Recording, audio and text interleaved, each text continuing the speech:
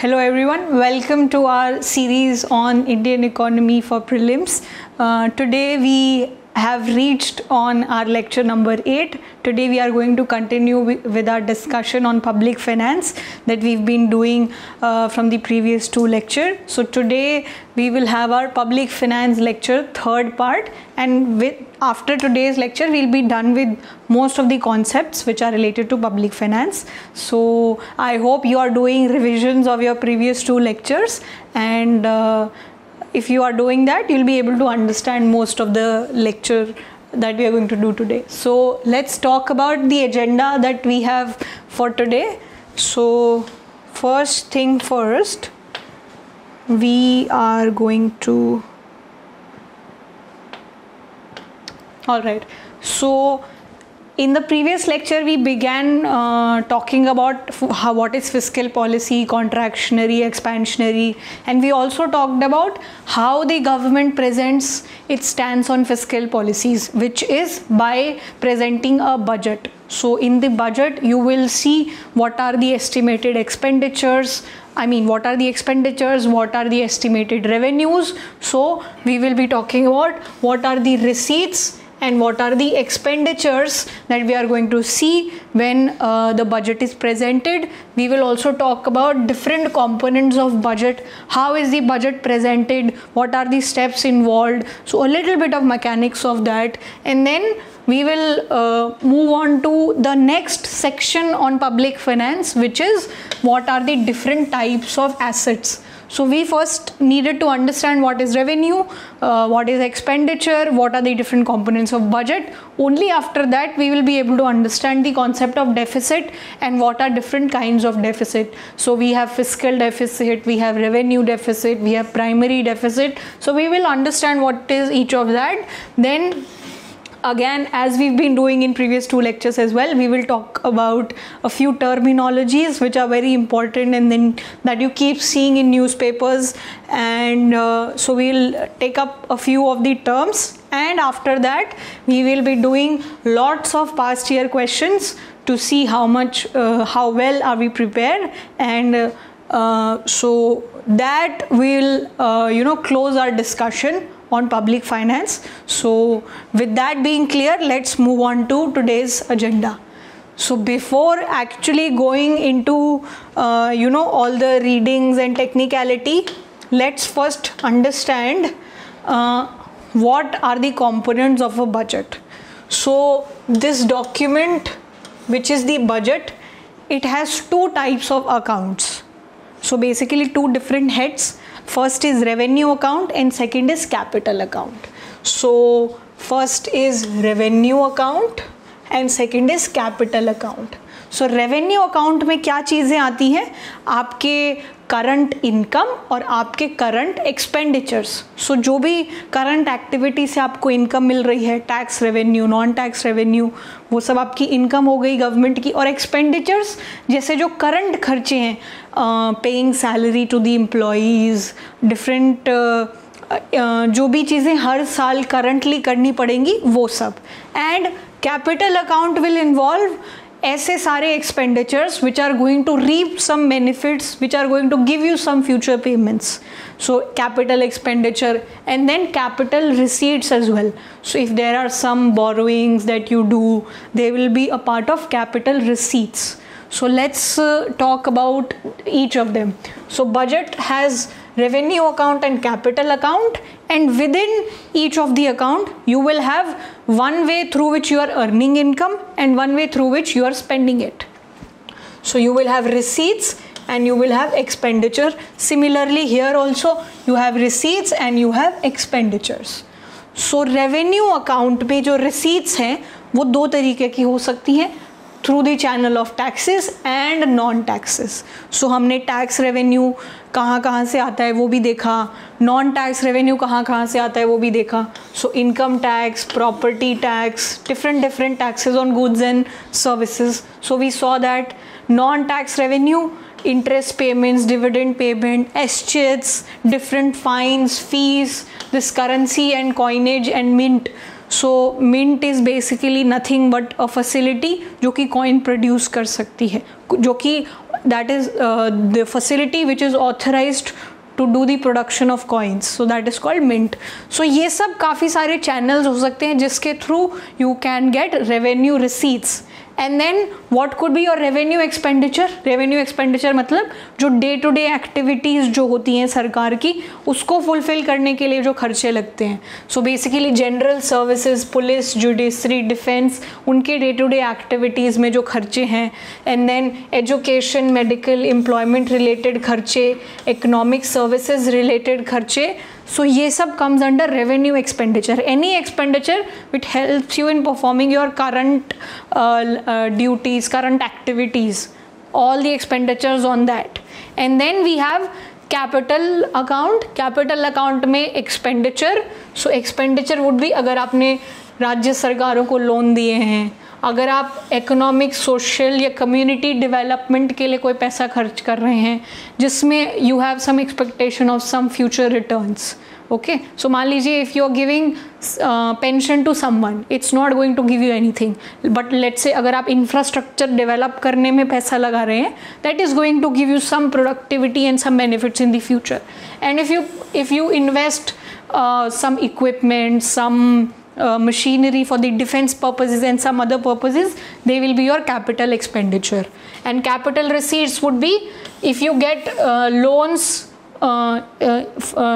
from the people who जिनको आपने loan दिए थे, अगर they give you your loan back, if you borrow something from the market, the amount that you get from small saving schemes.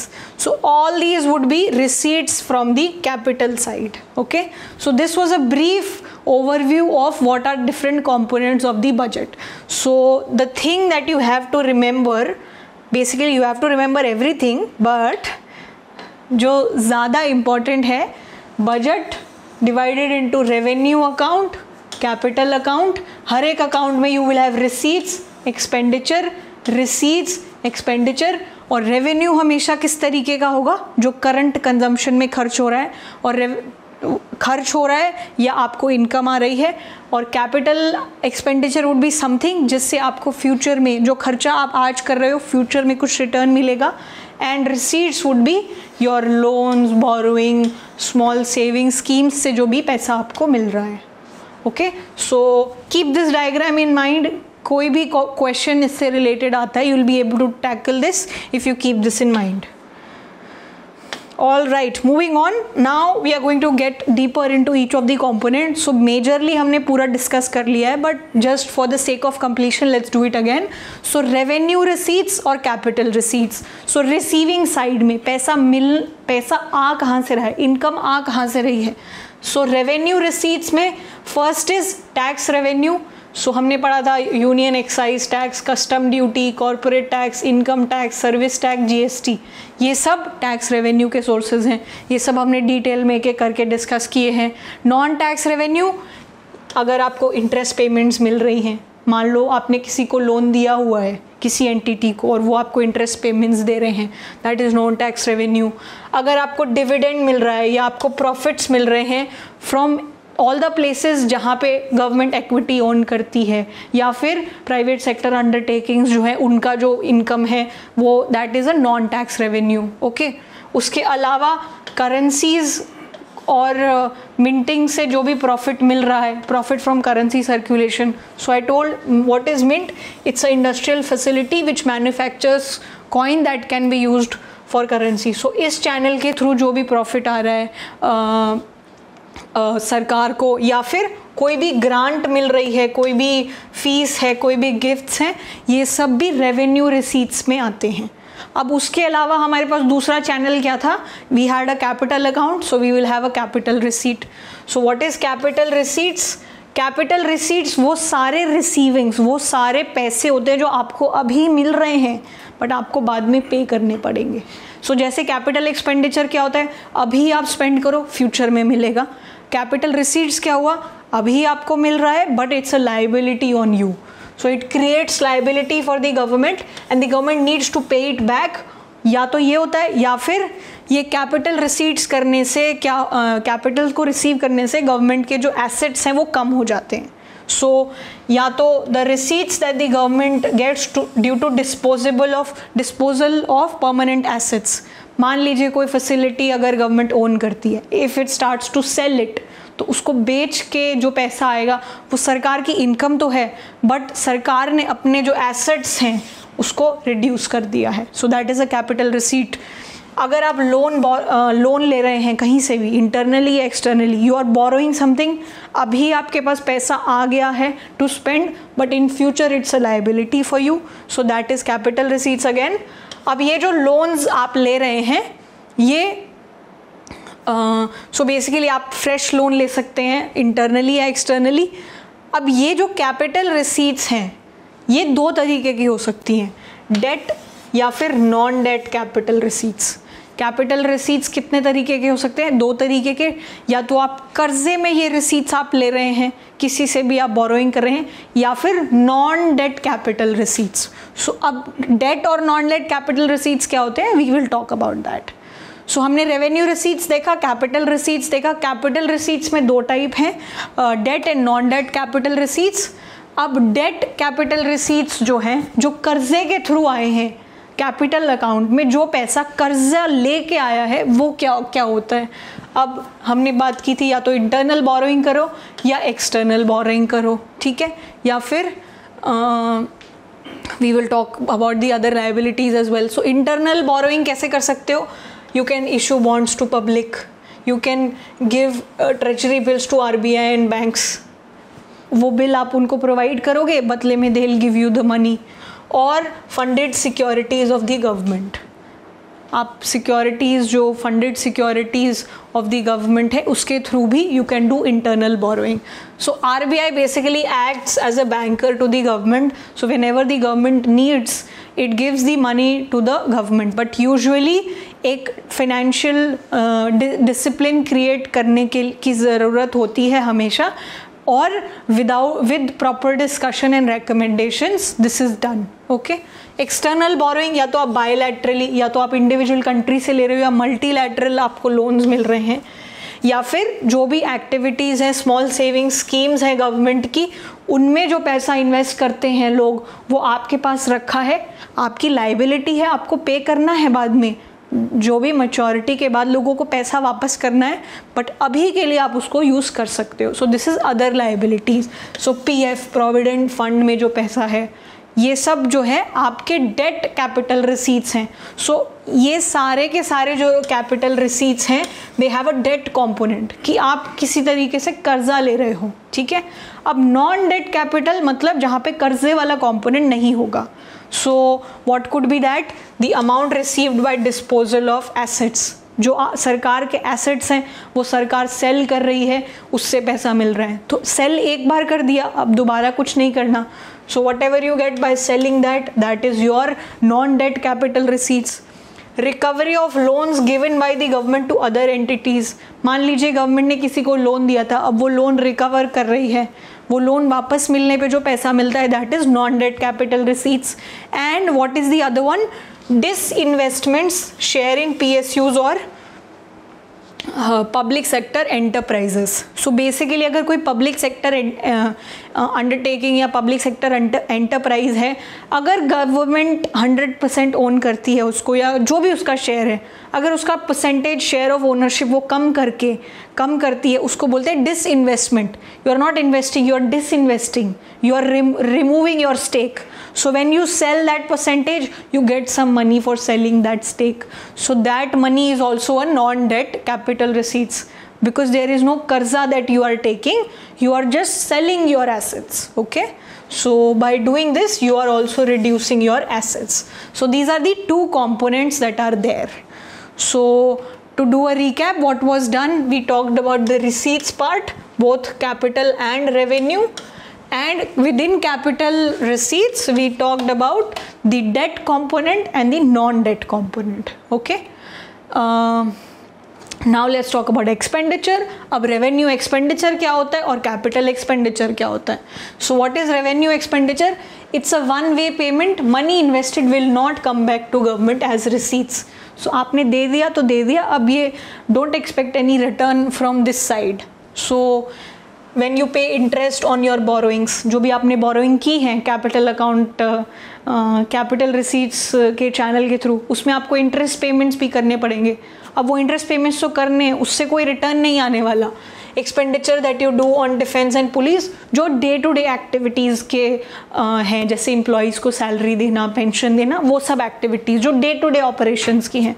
Subsidies that you gives, grants that you give to states, so the pension and salaries that you give, and some social service schemes that you operate. So जो day to day activities हैं, ऐसी activities जिनको जिसमें पैसे लगा के आपको return नहीं मिलने वाला है, that will be considered in your revenue expenditure. Okay, so money invested will not come back to the government. This is the important criteria for revenue expenditure. And what is capital expenditure? This is periodic income of government. Whatever is spent will now will come back as receipt in future. So जो भी आप capital expenditure में खर्चा करोगे, that is expected to come back to you in future. आप मान लो किसी facility के advancement में अगर खर्चा कर रहे हो, that is a capital expenditure because you are expecting it to give you returns in the future. Okay, so that is called capital expenditure. So expenditure on asset creation, or whenever you do some expenditure to create some permanent assets, they will be a part of your capital expenditure, and it's a long term expenditure. So what is the point of difference between these two? Revenue expenditure will contain everything that you do to, you know, fulfill your current activities, and you cannot expect a return by spending money in this channel. And whenever you do some kind of spending in the capital expenditure side, you are expecting some future receipts. So these are the points of discussion, points of difference between the capital and the revenue side. Okay, all right. So in the budget, all the receipts and payments that the government gets, they comes under three heads. So what are these three heads? Consolidated fund, contingency fund and public account. So जो भी अलग अलग तरीके से government को receipts मिले हैं, हर एक रिसीट्स एक अलग अलग तरीके के फंड में जाती रहती है, और जो basically broad categories of fund हैं जिसमें पैसे जाते रहते हैं, they are consolidated fund, contingency fund या फिर public account. So let's talk about each of them, what each of these contains. So consolidated fund में कौन कौन से पैसे होते हैं, what all funds are there? It consist of all revenue and loan which are received by the government. It consist of all the revenue and loan which are received by the government. So जो सारे revenues हैं और जो भी सारे loans हैं that the government receives, they are put into the consolidated fund. And Article 114 Part 3 of the Constitution declares that no money can be taken out of consolidated fund in India without the approval of Lok Sabha. लोक सभा के approval के बिना आप इस fund में से कोई भी पैसा नहीं विड्रॉ कर सकते हो. So whenever there is a need of removing fund from this particular consolidated fund, you have to take proper approval from the Lok Sabha. What is the other fund? Contingency fund. It comprises the sum which is placed at the disposal of president to meet unforeseen expenditure. So contingency fund में वो सारा amount रखा जाता है which is entirely at the disposal of the president of India. जो भी एक unforeseen situation में whatever amount that needs to be spent, that is kept in contingency fund. Contingency मतलब you're not sure, it is contingent. So it's entirely at the disposal of president. There is no approval that is needed from the Lok Sabha. Okay. All right. What is the third one? Public account. Public account क्या होता है? It consists of receipts and payments which are in the form of a deposit account with the government, such as PF, small saving etcetera. So जो भी आपके PF है, pension funds, saving schemes, जिनमें आप government के agencies में पैसा रख रहे हो, सो वो सारा जो पैसा होता है वो पब्लिक अकाउंट में होता है. जैसे आपका बैंक अकाउंट होता है जहाँ पे आप अपने सेविंग्स कर रहे हो, अगर आप सरकार के साथ वो सारी सेविंग्स कर रहे हो, so all those savings go to the public account. So consolidated fund, सारे रेवेन्यू और लोन्स उस फंड में जाते हैं. उस फंड से पैसा निकालने के लिए you need Lok Sabha approval, contingency fund and then public account. And here we are talking about there are two parts of budget, revenue account and capital account. We've already talked about this, so no need. All the current receipts and current expenditure come in revenue account, and all the capital receipts and expenditure such as different loans repayments, etc., they come under the capital account part. Okay. So now what are the stages involved for the budget to be approved? So basically there are 6 stages. What happens first? There is a presentation of budget. So आप budget को पहले तो present करते हो. Okay. उसके बाद there is discussion that happens on different parts of the budget. Then there are scrutiny by departmental committees. So there are various departmental committees within the parliament who analyze the budget properly. After that there is voting on demand for grants. We will talk what is voting on demand of grant. And then there is a appropriation bill that is passed, and finally there is a passing of finance bill. जब budget एक इस तरीके का document, approved document बन जाता है, that will become your guide for spending money for the next 1 year. That will so your budget becomes the finance bill. Okay, so let's talk about different heads that are there under the budget. So basically, okay, first is annual financial statement. So article 112 of the Indian Constitution talks about it. So what is annual financial statement, जिसका दूसरा नाम budget भी है? This document comprises the receipts and expenditure of the government of the current year, previous year and budget year in 3 separate parts. So basically जो 3 different heads हैं उसमें पैसा bifurcate होके हमें दिखाया जाता है. Consolidated fund, contingency fund and public account. So this particular document has both the receipts and expenditure of the government for the current year, previous year and the budget year. Okay. The second one is demand for grants. So article 113 of the Indian Constitution talks about it.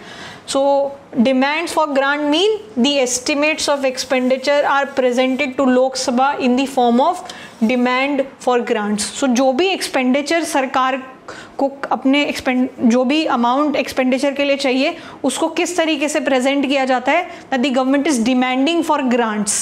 Okay, and ministry wise demands for grant is presented to the Lok Sabha. क्योंकि ये सारे demands पहले present होते हैं, फिर उन पे approval होता है. Then okay, so appropriation bill. So article 114 part 3 talks about it. So this article stipulates that no amount can be withdrawn from the consolidated fund of India without enactment of appropriation bill. So without this particular component you cannot withdraw any any amount, any amount cannot be withdrawn from the consolidated fund of India, which is the fund which contains all the receipts and all the loan amounts. Okay, then what is finance bill? So finance bill, Article 110 Part A talks about it. It is presented to enact a law for imposition, abolition, remission, alteration or alteration or regulation of taxes proposed in the budget. So budget में कोई भी tax related change हो रहा है उसको implement कराने के लिए you need to make it a finance bill. Okay, so it's presented to enact a law for imposition. Either you want to impose tax, you abolish, remission, alter, regulate any kind of activity that you want to do, whatever it is, what जो भी आपने budget में propose किया है, in order to enact that you need a finance bill. Okay, so this is a broad, like very vague, very broad and on the surface level discussion about what happens in the budget. These are huge topics that can that can become lectures in themselves, but हमें जितना basic overview चाहिए था, we have got that. All right, now we will talk about deficit. So हमने revenue की बात कर ली, debt की बात कर ली, fiscal policy की बात कर ली, budget में revenue account, capital account, revenue receipts, revenue expenditure, capital receipts, capital expenditure, budget में क्या क्या चीज़ें होती हैं, ये सब हमने बात कर लिया. इसके बाद now we need to talk about deficit. What is deficit? So what is public deficit? Deficit basically means shortage, कमी. मतलब आप जितना खर्चा करना चाहते हो और आपकी जितनी इनकम है उसके बीच का जो गैप है उसको हम लोग डेफिसिट बोलते हैं. It's a gap between the revenue and expenditure. It's called deficit. So जो डेफिसिट अमाउंट है वो आपको कहीं से गैदर करना पड़ेगा, तभी आप जो खर्चे हैं वो आप अच्छे से कर पाओगे. Okay, so there are different kinds of deficit that we have. So the first one that we have is revenue deficit. Revenue deficit. Revenue deficit नाम में ही पता चल रहा है, revenue में deficit मतलब जो revenue से income आ रही है और जो revenue में expenditure कर रहे हो उसके बीच का difference. So revenue deficit is nothing but difference between revenue expenditure and revenue receipts. Okay. So it is the excess of current revenue expenditure over current revenue receipts. So revenue deficit आपको क्या indicate करेगा कि आपकी जो current income है वो आपके current खर्चों को मीट नहीं कर पा रही है. जो भी आपको करंट खर्चे मतलब पेंशन्स, इंटरेस्ट पेमेंट्स, जो भी डे टू डे एक्टिविटीज़ में आपको खर्चे करने हैं, आप उस खर्चे को पूरा नहीं कर पा रहे हो with what ever is your current income जो कि आप रेवेन्यू से कमा रहे हो. ठीक है. So revenue deficit includes only such transaction that affect the current income and current expenditure of the government. So अगर गवर्नमेंट रेवेन्यू डेफिसिट इनकर कर रही है, इसका मतलब क्या है, गवर्नमेंट जो है सेविंग नहीं कर पा रही है. अगर आपकी करंट इनकम ज़्यादा है आपके करंट खर्चों से, तो बचे हुए अमाउंट का आप क्या करते हो, आप उसे सेव करते हो, आप उसे इन्वेस्ट करते हो. Right. So if there is revenue deficit, it implies government is dis-saving. उसकी savings जो पहले की थी वो तो या तो खर्च हो रही हैं या फिर वो कहीं से पैसे borrow कर रही हैं. And it is using the saving of other sectors of the economy to finance part of its consumption expenditure. So अगर आप savings करके रखी हुई हैं आपने, मान लीजिए पिछले 6 महीने से, और इस बार की आपकी इनकम कम है और खर्चे ज़्यादा हैं, तो आप पिछले महीने की सेविंग्स यूज़ कर लेते हैं. या फिर वो भी नहीं है तो आप आस पड़ोस अपने दोस्तों से, अपनी फैमिली से पैसे मांगते हैं. राइट. सो सरकार भी वही करती है कि डिस सेविंग हो रही है तो जो दूसरे सेक्टर हैं इकोनॉमी के, वहाँ की जो सेविंग्स हैं वो करंट एक्सपेंडिचर को मीट करने के लिए यूज़ हो जाती है. So this is the concept of revenue deficit. Okay. Now let's talk about what is fiscal deficit. This is a different kind of deficit. Fiscal deficit मतलब जो भी आपका टोटल खर्चा हो रहा है, टोटल खर्चा, चाहे वो कैपिटल एक्सपेंडिचर हो, चाहे वो रेवेन्यू एक्सपेंडिचर हो. So total expenditure, if you remove your revenue receipts, जो भी रेवेन्यू से आपको पैसे मिल रहे हैं, टैक्सेस, नॉन टैक्सेस, जो भी रेवेन्यू के थ्रू आपको रिसीट्स मिल रहे हैं, और जो non debt creating capital receipts हैं, very important, non debt creating capital assets, capital receipts, ऐसी रिसीट्स जिससे आप पे कर्जा नहीं हो रहा है. राइट. जैसे कि अगर आपने डिसइन्वेस्टमेंट कर दिया, आपने अपने कोई एसेट सेल कर दिए, उससे जो आपको पेमेंट मिली, वो, इन दोनों के बीच का जो डिफरेंस होता है इसको हम बोलते हैं fiscal deficit. So whatever is your total expenditure minus whatever are your revenue receipts and whatever you received by non-debt capital receipts.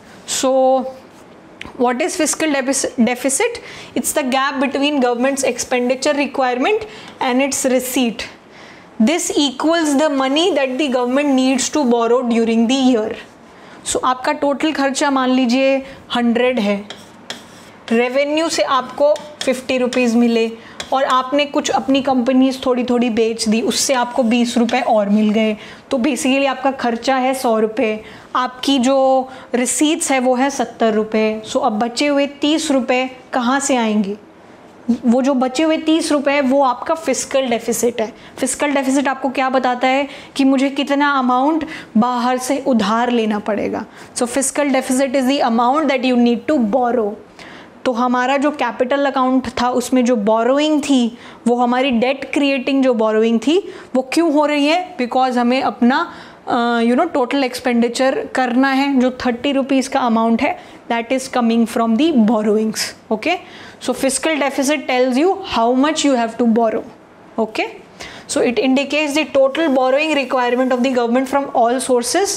और अगर बहुत high fiscal deficit है, this is mainly due to high revenue deficit. इसका मतलब क्या है कि government अपने डे टू डे जो खर्चे हैं, रेवेन्यू डेफिसिट का मतलब क्या?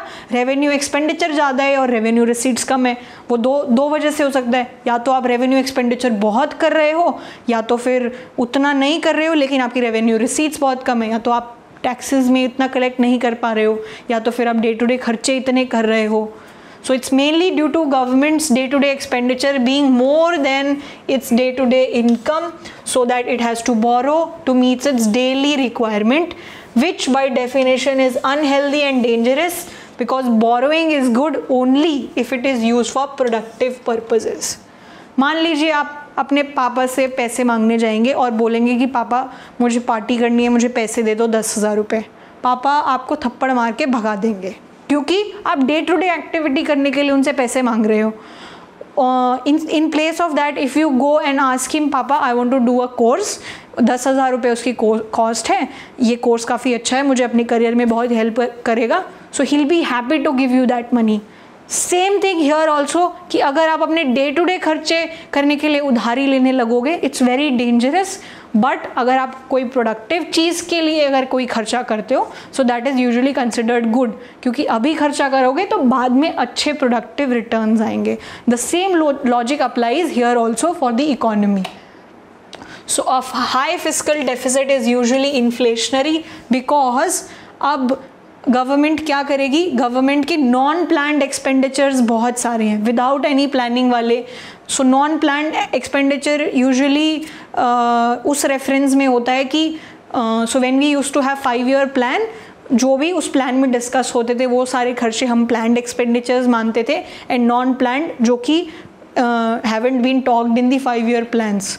सो नॉन प्लान्ड एक्सपेंडिचर आपके बढ़ रहे हैं और दिस इज़ वेरी अनप्रोडक्टिव। आपकी सप्लाई नहीं बढ़ रही है, आपकी प्रोडक्शन कैपेसिटी नहीं बढ़ रही है, so that is stagnant. But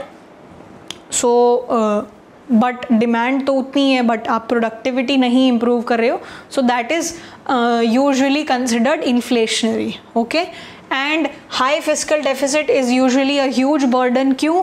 ज़्यादा डेफिसिट मतलब ज़्यादा बोरोइंग करनी पड़ेगी, ज़्यादा बोरोइंग जब करोगे तो ज़्यादा इंटरेस्ट पेमेंट्स भी करनी पड़ेंगी इन द फ्यूचर, और interest payments are basically revenue expenditure, they are not giving you anything productive.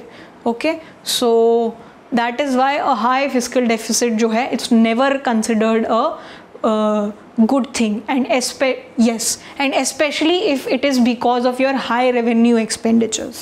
Okay, so another concept is primary deficit. So basically what is the case? अगर ये जो भी आपका fiscal deficit है इसका एक हिस्सा वो भी होगा, एक हिस्से का वो भी खर्चे होंगे जो आप इंटरेस्ट पेमेंट्स में दे रहे हो। जो आपने पहले बोरोइंग की थी उस पर इंटरेस्ट तो आप अभी भी दे रहे हो, तो वो भी आपका डे टू डे का खर्चा तो है ही। सो अगर आप अपने फिस्कल डेफिसिट में से इंटरेस्ट पेमेंट्स रिमूव कर दो, then you get your primary deficit. So primary deficit का आइडिया क्या है कि इन इफेक्ट आप इस साल की आपकी सिचुएशन क्या है, क्योंकि interest payments could be because of what ever the previous governments has done. So primary, effectively, what is your situation currently? If you want to assess that, you use primary deficit. So primary deficit equals fiscal deficit minus interest payment, and this indicates the gap between government's expenditure requirement and its receipts, not taking into account the expenditure which is incurred on interest payment, which जो कि आप पे करते हो on loans that you took in previous years. So अपनी पुराने situation में क्या हुआ, अगर उसको हटा के करंट ईयर में आपके हालात कैसे हैं, how have you performed. If you want to see that, you look at primary deficit. Okay, so because high fiscal deficit is such a bad thing, in order to bring in some discipline, fiscal discipline, financial discipline in the way we conduct our business, Financial Responsibility and Budget Management Act was passed in 2003. So what was this act? This act is an act of the Parliament of India to institutionalize financial discipline, reduce India's fiscal deficit, improve macroeconomic management and the overall management of the public fund by moving towards a balanced budget. So basically this was enacted ताकि हम physically थोड़े से financially थोड़े disciplined हों, अपना जो physical deficit है हमारा उसको रिड्यूस करें, क्योंकि physical deficit means more borrowing, more amount spent on non productive activities. Okay, so what did this act specify? It laid down that the government revenue deficit should be brought down to zero and its fiscal deficit should not be allowed to exceed 3% of the GDP by 2008 and 9. So 2008 and 9 का target set किया गया था, जिसमें बोला गया था कि आप 2003 में बोला गया था ये कि आप अपना जो रेवेन्यू डेफिसिट है उसको 0% पे ले आएँ और आपका जो फिजिकल डेफिसिट है it should not be allowed to go above 3%. Okay, so what were the objectives? Reduction of fiscal deficit, revenue deficits, to achieve intergenerational equity in fiscal management by reducing the debt burden of future generation. So intergenerational equity का मतलब है कि मान लीजिए अभी हालात अच्छे नहीं चल रहे हैं, एक्सपेंडिचर ज़्यादा हैं, सो सरकार बोरो करती जा रही है. अब वो इंटरेस्ट पेमेंट्स पे करने की रिस्पॉन्सिबिलिटी किसको जाएगी? अगली जनरेशन्स को. तो आप अभी के हालात सुधारने के लिए जो आने वाली जनरेशन है उसके सिचुएशंस ख़राब कर रहे हैं. They will have to pay huge amounts, huge sums of money just to make the interest payments. Okay, so in order to bring this equity कि आप अपने जनरेशन का तो ध्यान रखिए ही, लेकिन इतने सेल्फिश मत हो जाइए कि अगली जनरेशन जो है उसके लिए सिचुएशन बहुत ख़राब हो जाए. To achieve long-term macroeconomic stability, better coordination between fiscal and monetary policy, and bring transparency in fiscal operations of the Government of India. These were the main objectives of the FRBM Act 2003. FRBM, Fiscal Responsibility and Budget Management Act 2003. Okay. Now that we are done with discussing what is FRBM, let's talk about the last leg of our lecture, which is talking about what are the different terms. We've been doing this since past 3 lectures also, but because there are so many terms you need to know them. So let's quickly look at what are the terms and what are their meanings. So what is fiscal drag? Fiscal drag, it's a situation wherein because of inflation it pushes your income and you come to a higher tax bracket, and because of the increase, because when you come into the higher tax bracket क्या होता है, आप से ज़्यादा income tax लिया जाता है, तो इफेक्टिवली आपकी रियल परचेजिंग पावर जो है उसमें ज़्यादा बदलाव नहीं होता है. So basically what is happening, because of inflation, high inflation, your income is increasing, but जैसे ही आपकी इनकम इंक्रीज हो रही है आप एक हायर टैक्स ब्रैकेट में आ गए हो, अब आपको ज़्यादा इनकम टैक्स देना पड़ेगा. सो जो आपकी इनकम इंक्रीज हुई थी और आपका टैक्स भी बढ़ गया है, सो बेसिकली इफेक्टिवली आपकी रियल परचेजिंग पावर में कोई फ़र्क नहीं आया है. इस सिचुएशन को बोलते हैं fiscal drag. Okay, the second concept that we have is fiscal neutrality. Fiscal neutrality, neutrality मतलब न्यूट्रल रहना, बैलेंस रहना. So what would it mean? When the net effect of taxation and public spending is neutral. मतलब एक तरफ से क्या हो रहा है कि डिमांड बढ़ रही है, एक तरफ से क्या होगा, डिमांड घट रही है. So overall it will be balanced. So when the net effect of taxation and public spending is neutral. So मान लीजिए इफ़ यू लोअर टैक्सेस, ठीक है, आपने टैक्सेस लो कर दिए, सो उससे डिमांड बढ़ जाएगी. बट आपने गवर्नमेंट स्पेंडिंग भी कम कर दी, उससे डिमांड कम हो जाएगी. So they get balanced out. Okay, so that is the situation of fiscal neutrality. ठीक है, फिस्कल न्यूट्रलिटी. उसके बाद there is another important term which is called crowding out. हटाना. कोई एक एक्शन ऐसा होना जिसकी वजह से आपने कोई एक चीज़ की थी, लेकिन वो एक्शन करते टाइम कुछ और हो गया जिससे जो ओरिजिनल इंटेंशन था उस एक्शन का वो कम हो गया. So crowding out, so this is the literal meaning of crowding out, but what is the meaning here in terms of the public finance? Whenever there is an excessive government borrowing can lead to shrinkage of liquidity in the market. Liquidity meaning whatever is the money that is being supplied in the economy. So it could lead to shrinkage of the liquidity in the market, and it forces the interest rates to go up, which affect private investment. So suppose you are doing excessive government borrowing, government बहुत ज़्यादा पैसा बोरो कर रही है. सो इससे क्या, मान लीजिए पब्लिक को ही वो बॉन्ड सप्लाई कर रही है, तो लोग जो है गवर्नमेंट बॉन्ड्स में ज़्यादा इंटरेस्टेड है. तो rather than providing the funds to anybody else, what they are doing, they are giving all their money to the government in terms of their borrowing.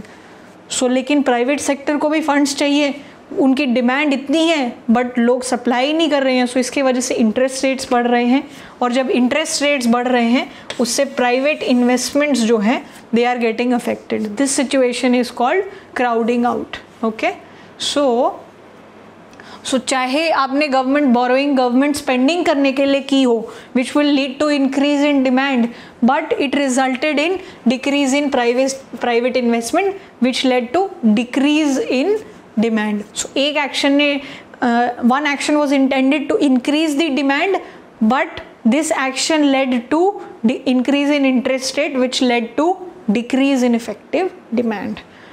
But net effect could be positive or negative depending on the situation, but this action led to the opposite effect. Okay, decrease in private investment. The next term that we have is pump priming. So what is pump priming? All the actions that are taken to stimulate the economy, to run the economy. मान लीजिए जब engine बंद हो जाता है तो शुरू में उसको हाथ से आप चलाते हो. सो बेसिकली ये जो पंप प्राइमिंग है, ये रेफरेंस कहाँ से आती है? When you want water to flow entirely through a pump, पहले आप उसमें मैन्युअली थोड़ा सा पानी डालते हो और वो पूरा फ्लो बनता है पानी का, और फिर पानी पूरा का पूरा एक्चुअली फ्लो करने लगता है. So that reference is taken from here. So the actions that are taken to stimulate the economy, usually whenever there is a recessionary period, economic output is shrinking. How is that done? Through government spending and interest rate and tax reduction. Tax reduction से लोगों को आप ज़्यादा income दे रहे हो, interest rate reduction से आप loans easily provide कर रहे हो, और गवर्नमेंट स्पेंडिंग से आप प्रोजेक्ट्स में इन्वेस्ट कर रहे हो, अपॉर्चुनिटीज़ क्रिएट कर रहे हो. So all of these actions come under the category of pump priming. Twin deficit, the next term. What is twin deficit?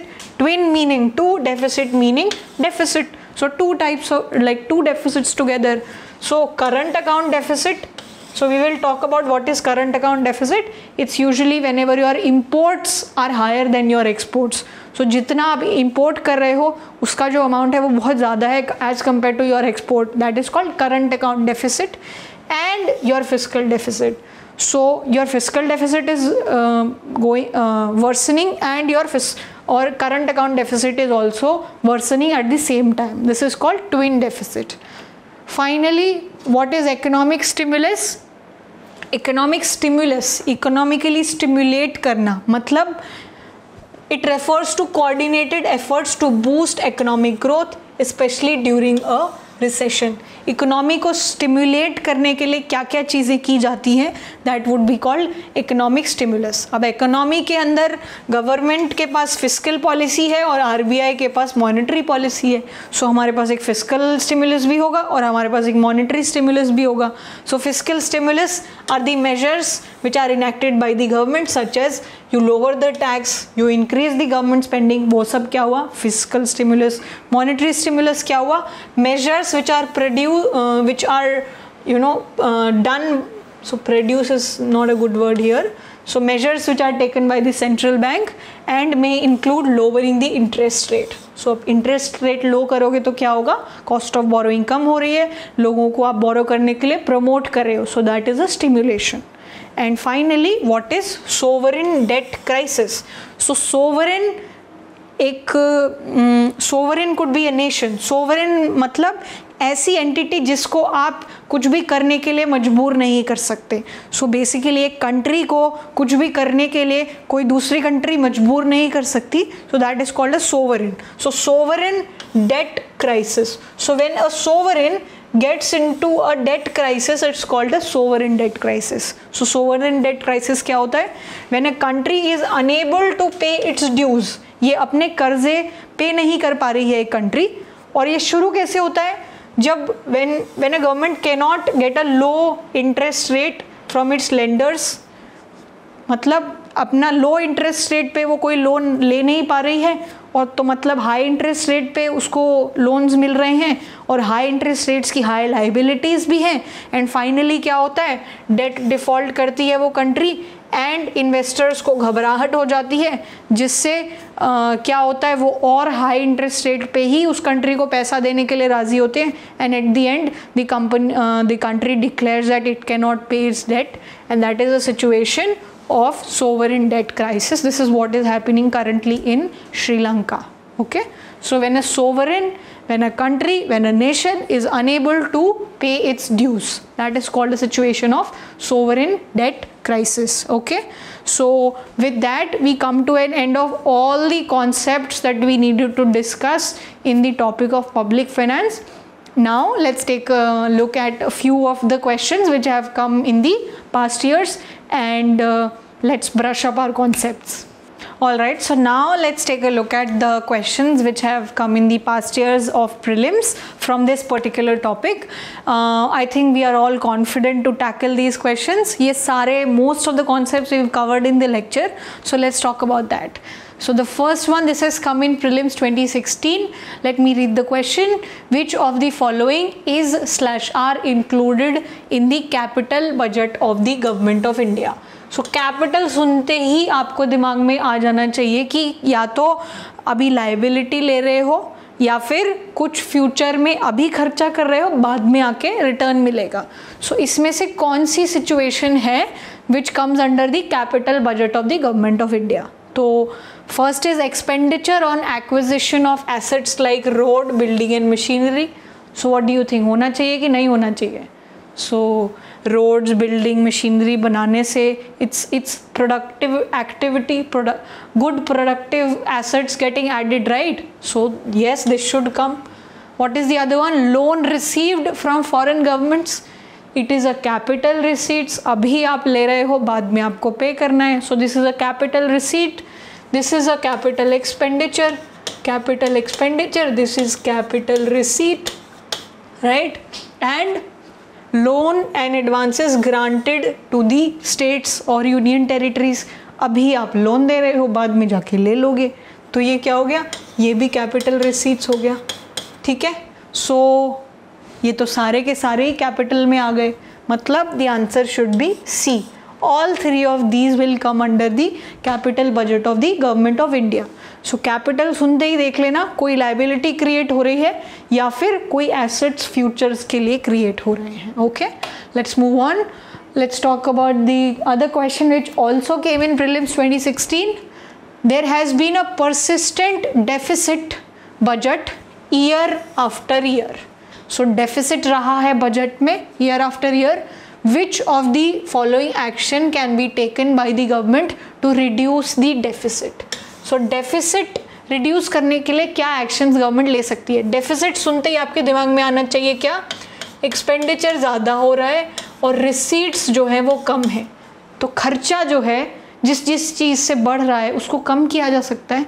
ठीक है, so okay, so which of these can be used to reduce deficit? So the first one is reducing revenue expenditure. So this makes sense. Yes बिल्कुल, please revenue expenditure कम कीजिए। दूसरा, introducing new welfare schemes, new welfare schemes introduce करेंगे तो और खर्चा बढ़ेगा, कम नहीं होगा। सो ये तो नहीं होना चाहिए। रैशनलाइजिंग सब्सिडीज, रैशनलाइजिंग सब्सिडीज का मतलब होता है you give a good thought and you remove the subsidies जो रिक्वायर्ड नहीं है। रैशनलाइजेशन ऑफ सब्सिडीज मतलब सब्सिडीज जहाँ पे ज़रूरत है सिर्फ वहीं पे दीजिए। So yes this should happen, क्योंकि सब्सिडीज़ जहाँ पे ज़रूरत है वहीं पे देंगे, मतलब कुछ सब्सिडीज़ कम हो जाएंगी, कम पैसे खर्च करने पड़ेंगे सब्सिडीज़ देने में। So this will improve the deficit situation. And what is the fourth one? Expanding industries. If you'll expand industries, you'll have to spend more money. It will lead to more deficit. So this should also not happen. So the first option and the third option. So basically first and third जो है, these are the right options for the actions that will reduce deficit in the economy. So I hope you are enjoying this. एक बारी concept, you have the idea on the concept, it's a cakewalk from here. Okay, the next question is, with reference to union budget, which of the following is/are covered under non-plan expenditure? So I talked about non-plan expenditure, ऐसे सारे expenditure categories जो planning commission जब 5 year plans बनाता था उसमें चीज़ें नहीं included थी। सो जो भी 5 ईयर प्लान में डिस्कशन हो रही है जिस भी चीज़ के बारे में, उस पर अगर कोई भी खर्चा हो रहा है उसको हम प्लान्ड एक्सपेंडिचर बोलेंगे। उसके अलावा जो भी खर्चे हो रहे हैं उसको हम नॉन प्लान एक्सपेंडिचर बोलेंगे। So now after the abolition और replacement of planning commission by NITI Aayog, ये कॉन्सेप्ट ही हट गया है बजट से। But since this came in prelims 2014, that was a relevant question then. Okay, so कौन से कैटेगरीज जो हैं which are covered under non plan expenditure? ऐसे एक्सपेंडिचर जो 5 ईयर प्लान में नहीं, जिनके बारे में बात होती थी। So defence, interest payment, salaries, pension and subsidies. So ये सारे ही ऐसे कैटेगरीज हैं जो नॉन प्लान एक्सपेंडिचर हैं, जिनके लिए अलग से प्लानिंग कमीशन में बात नहीं होती थी। So the answer is going to be all of the above. So again I have written any expenditure that is incurred on programs which were detailed under the 5-year plan of the center, उसको plan expenditure बोलते थे। और this was abolished in the budget 2017 to 18 after replacement of planning commission by Niti Aayog. Okay, all right, so moving on, this came in prelims 2012. Which of the following are the methods of parliamentary control over public finance in India? So हमें ये बताना है कि कौन कौन सा action है जिसके through parliament take control over the public finance in India. So what are the things that parliament actually does which are related to public finance? So placing annual financial statement before parliament. Yes, it has to do that before every financial year. What is the other one? Withdrawal of money from consolidated funds of India after passing the appropriation bill. This also we talked about कि consolidated fund से पैसा निकालने के लिए लोकसभा से permission चाहिए. Appropriation bill you have to put up. So this is true. Provisions of supplementary grants and vote on account. So मान लीजिए कि ये पूरा का पूरा बजट का प्रोसेस इम्प्लीमेंट होने में टाइम लगता है, बट उसके पहले अगर गवर्नमेंट को कुछ कुछ खर्चे करने हैं उसके लिए vote on account and supplementary grants का प्रोविज़न भी होता है. अ पीरियोडिक और at least a mid review of programme of government against macro economic forecast and expenditure by a parliamentary budget office. No, this is not what happens. And finally introducing finance bill in the parliament. So कोई भी change अगर आप tax structure में कर रहे हो that has to be done through finance bill. So ये भी होता है. So basically 1, 2, 3 and 4. So 1 yes, except for 4 everything is right. So 1, 2, 3 and 5. So the answer is A. So only this is not done. All the other things are under the control of the parliament, and that is how it takes control of the public finance in India. Moving on, this was asked in prelims 2011. Which one of the following statement appropriately describes fiscal stimulus? तो हमने पता किया था stimulus क्या होता है, economy को stimulate करना, उसको एक्टिवेट करना, मशीन को चलाना. अब फिस्कल है तो मतलब गवर्नमेंट, मतलब टैक्सेस, मतलब स्पेंडिंग. अब हमें पूछा है फिस्कल स्टिमुलस को कौन सी स्टेटमेंट अच्छे से डिस्क्राइब कर रही है. So A says it is a massive investment by the government in manufacturing sector to ensure the supply of goods to meet the demand surge caused by rapid economic growth. No, this has nothing to do with manufacturing sector. B says it is an intensive affirmative action of the government to boost economic activity in the country. Yes, economic activity in the country हम बढ़ाना चाहते हैं using fiscal stimulus. Third is it is government's intensive action on financial institution to ensure disbursement of loans to agriculture and allied sectors to promote greater food production and contain food inflation. नहीं, it is not specific to food. What is the D option? It is an extreme affirmative action by the government to pursue the policy of fiscal financial inclusion. नहीं, ये भी नहीं है. So specifically all we want to do is boost the economic activity through a fiscal stimulus. So B defines it correctly and B is the answer. It's an affirmative, intense affirmative action to boost the economic activity in the country. All right, are you enjoying it? Are you able to do it? I hope you are. Okay, 2-3 more questions and then we are done. So prelims 2010, who of the following shall cause every recommendation made by the Finance Commission to be laid before each house of the Parliament? So this is done by the President of India. Finance Commission की कोई भी recommendation को every house of the Parliament के सामने President of the India causes. Okay, so the answer is A here. Who, again question from prelims 2010, who of the following is responsible for preparation and presentation of union budget to the Parliament? So is it Department of Revenue, Economic Affairs, Financial Services or Department of Expenditure? So this is done by the Department of Economic Affairs. So these are small factual questions that you should know. So this answer is B. All right, finally consider the following actions by the government. Government ये सब actions ले रही है: cutting taxes, increasing government spending, abolishing the subsidies. अब हमें क्या बताना है? Which of the above actions can be considered a part of fiscal stimulus? Fiscal stimulus package का कौन कौन सी चीज़ें पार्ट बनेंगी? फिस्कल स्टिमुलस मतलब इकोनॉमी की एक्टिविटी बूस्ट करनी है using the instruments on the fiscal side. तो इकोनॉमी बूस्ट करनी है तो टैक्स कट करोगे तो डिमांड बूस्ट होगी, बिल्कुल होगी. इंक्रीजिंग गवर्नमेंट स्पेंडिंग करोगे तो क्या बूस्ट होगी, बिल्कुल होगी. सब्सिडीज अगर कम कर दोगे तो क्या इकोनॉमी बूस्ट होगी? नो. सब्सिडीज़ कम कर दोगे तो शायद कुछ लोगों के पास जिनके पास सब्सिडी के थ्रू पैसा जा रहा था वो कम हो गया, सो डिमांड कम हो गई. So basically 1 and 2 are the correct options. So 1 and 2 and the answer is A. And yes, with this we come to an end of our huge and wide discussion on public finance. I hope I was able to add value through the lectures, and I'll see you in the next lecture. Till then, take care. Thank you so much.